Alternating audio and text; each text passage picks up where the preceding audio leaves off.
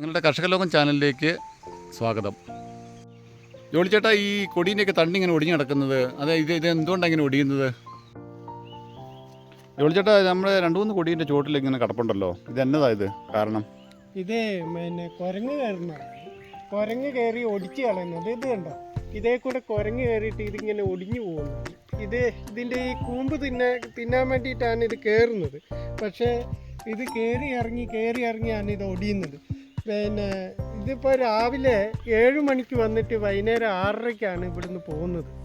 അപ്പം അങ്ങനെ വരുമ്പം നമ്മുടെ വോട്ടെടുപ്പൊക്കെ വരുമ്പോൾ എന്താ ചെയ്യുന്നത്? വോട്ടെടുപ്പിന് പോകാൻ പറ്റില്ല എന്നാണ് എനിക്ക് തോന്നുന്നത്. ഇതിപ്പം നമ്മുടെ മുതൽ കളഞ്ഞിട്ടിപ്പം വോട്ടെടുപ്പിന് പോകാൻ പറ്റുമോ?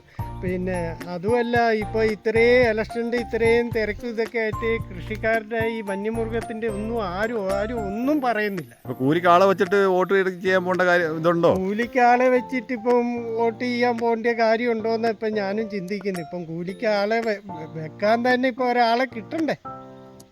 ജോളി ചേട്ടാ, ഈ കുരങ്ങ് ശല്യത്തിന് എന്നാ ഒരു പ്രതിവിധിയുള്ളത്?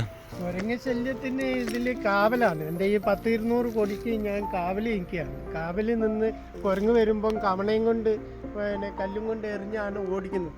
ഇപ്പോൾ രാജ്യത്തിൻ്റെ നട്ടൽ കർഷകനാന്നൊക്കെ പറയുന്നത് വെറുതെയാണ്. അപ്പം വന്യമൃഗത്തിൻ്റെ ആണ് എനിക്ക് തോന്നുന്നത് രാജ്യത്തിൻ്റെ നട്ടലെന്നാണ് തോന്നുന്നത്. ആരുമില്ല, ഞങ്ങൾ കർഷകരെ സഹായിക്കാൻ ആരുമില്ല.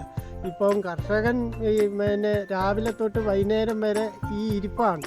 ഇപ്പോൾ ഇലക്ഷൻ്റെ നല്ല തിരക്കുകളാണ്. ആരും പറയുന്ന കേൾക്കുന്നില്ല കർഷകൻ്റെ ഈ വന്യമൃഗത്തിൻ്റെ ശല്യം. ഇപ്പം വന്യമൃഗം കാട്ടിൽ കൊള്ളുകയല്ല, നാട്ടിലോട്ട് ഇറങ്ങാൻ തുടങ്ങി. ആരും പറയുന്നില്ല. രാവിലെ വരുമ്പം ഭക്ഷണം കൊണ്ട് വരുവാണോ? രാവിലെ വരുമ്പം ഭക്ഷണം കൊണ്ട് വരും. 7 മണിയാകുമ്പോൾ രാവിലത്തേക്കിനും ഉച്ചത്തേക്കിനും ഉള്ള ഭക്ഷണം കൊണ്ട് വരും. ഇവിടുന്ന് 6 മണിയാകുമ്പോഴാണ് പോവുകയുള്ളൂ. 6 മണി വരെ ഇവിടെ കാവലാണ്. കാവലിരിക്കാണ്ട് ഇത് രക്ഷയില്ല. പിന്നെ ഇത് കാണുന്നവർ ലൈക്ക് ചെയ്യുക, കമൻറ്റ് ചെയ്യുക.